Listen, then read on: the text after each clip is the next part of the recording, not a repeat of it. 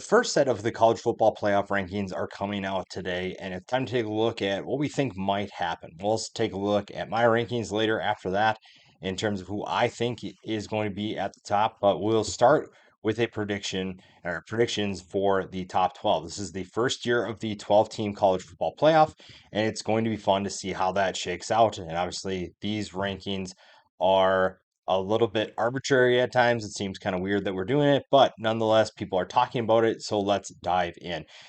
First team shouldn't be too surprising. The Oregon Ducks have been the best team as of late. Obviously, that was not the case at the beginning of the year, but the Oregon Ducks are the best team in college football right now. Behind them, I think that the committee will go with Georgia. The recent games for the Georgia Bulldogs have helped them quite a bit, and the win over Texas obviously is going to give them a little bit of a boost there. Number three is going to be the Miami Hurricanes. Miami has been really fun to watch. They do not have a ranked win. Now, I will say that is with who they have beaten so far. And at that time, they were not ranked, but that's going to be a little bit different for everybody, depending on where you view certain teams as well as how you view when a ranked win counts. So, do you count that at the time of the game, or are you waiting until these rankings come out and then you see who's ranked there?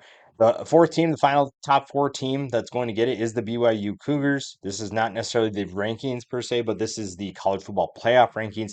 The top four conference winners are going to get the buys there, and BYU is that fourth team. So while they may not be ranked higher in the rankings, they are going to be one of those teams that does get a buy. But we'll see what happens there. But BYU so far has been a big surprise for college football, and that's been really fun to watch. This is where things get interesting, though. I think that Ohio State gets a little bit of a nudge. The win over Penn State, again, the college football playoff to me has really gone with kind of the recent events. They don't necessarily reset everything and review how teams look. They kind of go with what they think of it now, and then they evaluate a case by case every single week. And I can kind of understand that, but at the same time, to me, there is something to be said about reevaluating each team every single week because different games happen, different wins don't look maybe as good. But again, it's all dependent on what you think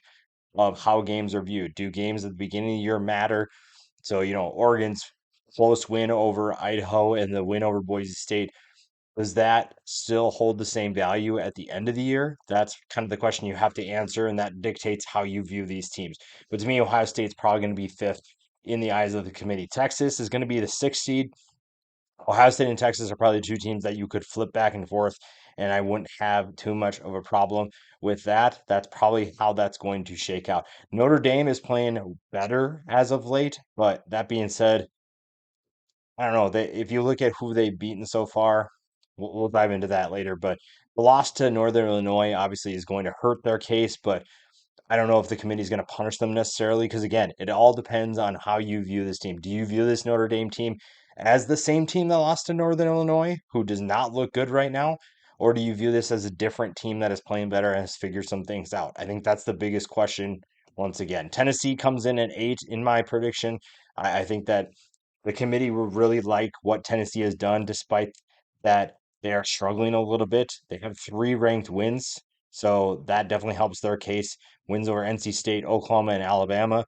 Only Alabama is ranked right now, currently, so that's definitely going to talking point. Do you consider NC State a ranked team, or do you consider Oklahoma a ranked team? Is that a ranked win? But you're probably not going to be ranked right now, so I don't know how you evaluate those. Indiana will probably come in at number nine. Indiana probably has the weakest resume of everyone that's going to be in this list outside of maybe Boise State. And that doesn't matter. They are just crushing everybody right now. They look really good. You had no ranked wins, but you do have wins over Washington and Nebraska, which are fairly impressive. But again, they're not ranked. So what's going to happen there? Maybe some of the slow starts they've had, we're going to catch up to them. Maybe the committee views that as something. We saw the committee basically do whatever they want last year, so we'll see what they do with that. Penn State at 10, Alabama at 11. That shouldn't really be a surprise. Those are two teams that could be on the outside looking in, but you don't necessarily know. And then rounding out is Boise State. Boise State will be the next top champion, conference champion as of right now, if things play out. Boise State is a team that'll be interesting to watch to see where they fit in. Now, that is who I think the committee is going to rank. I have it a little bit different, and maybe it doesn't really matter, but it's at this point, maybe it's just really being nitpicky about what the committee has done. But this is a committee that is going to have plenty of scrutiny, and you're going to see plenty of people talking about it, some disagreements and whatnot. To me, Oregon and Georgia are going to be the top two teams. That shouldn't be a surprise. Really, the top four, I agree with. Essentially, if that's what the committee goes with, Oregon, Georgia, Miami, BYU, those are teams that, again, have looked really good at times, but I don't think that any team is flawless. So there's definitely opportunities for other teams to jump in and pull off some upsets there. Texas to me is the next best team. When you look at who they've beaten so far and compare that to Ohio State, again, this depends on how you view ranked wins. But if you view them as ranked wins at the time, they have beaten Michigan, Oklahoma, and Vanderbilt. That's three ranked wins at the time. Now, Vanderbilt is going to be ranked. Michigan and Oklahoma probably are not. Michigan is definitely not going to be ranked after losing to Oregon. So that's one ranked win compared to Ohio State's. But again, how do you view that?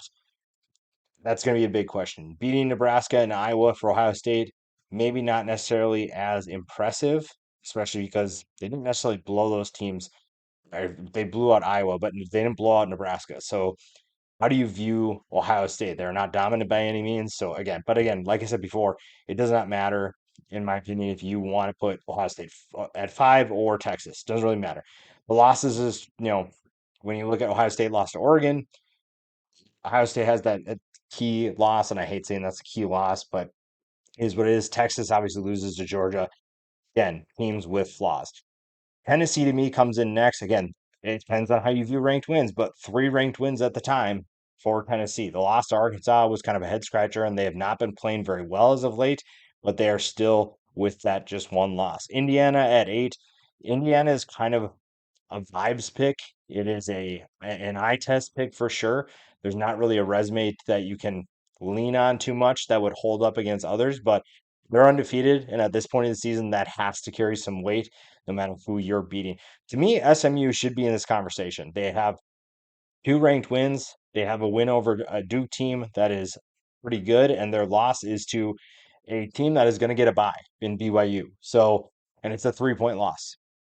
SMU definitely is playing really well right now. And if you're going to give credit to teams like Indiana, if you're going to give credit to teams that are playing really well as of late, SMU deserves some credit. Maybe it's too high to put them at 9, but that is definitely a team that deserves to be in this conversation. Penn State comes in next. I think they have really good wins that aren't necessarily ranked wins, although the Illinois win was a ranked win. West Virginia is not a great team, but they're a decent team. USC is obviously struggling. At the time, that win looked a lot better than it does now. And then you have the loss to Ohio State. So they'll probably be a playoff team. I don't know if they're necessarily going to get into the playoff. Boise State to me is next. And here's the reason why. I think that you have to punish Notre Dame for losing at home to a MAC team and a MAC team that has not looked good since then. You almost have to punish Notre Dame for looking that bad. Now, if they continue winning, obviously they're probably going to move up. But when you look at the loss to Northern Illinois at home, too, that's what really hurts. Northern Illinois is 4-4. That is not a good football team. And you're telling me that you're going to put Notre Dame in the top 8? I just can't see it. Yes, they have wins over Texas A&M, Louisville, and Navy, but I just can't put them in there. Again, if you're going to compare losses, which I hate doing, but if you're going to compare who teams have lost to, there's easily one team on this list that has a really bad loss. You can make an argument that Tennessee's loss to Georgia is not good, but is not nearly close to the magnitude of losing to Northern Illinois at home. That has to be punished, in my opinion. Maybe you put Alabama in here. Yeah, I probably don't want to do that though. because that's a two-loss team over a one-loss team. Yes, that is a really bad one loss, but they're trying to do what they can to make up for it. So to me, certain things obviously have to play out. When you look at the resumes, I like how this group stacks up better than what I think the committee is going to do, but we'll find out. I'm curious to see what you guys have to say about the rankings. Who do you think is going to be ranked? Who do you think is going to be left out? We will obviously find out pretty quickly who is where. And obviously, that's going to start the outrage, but is also going to start the countdown to this year's 12-team college football playoff.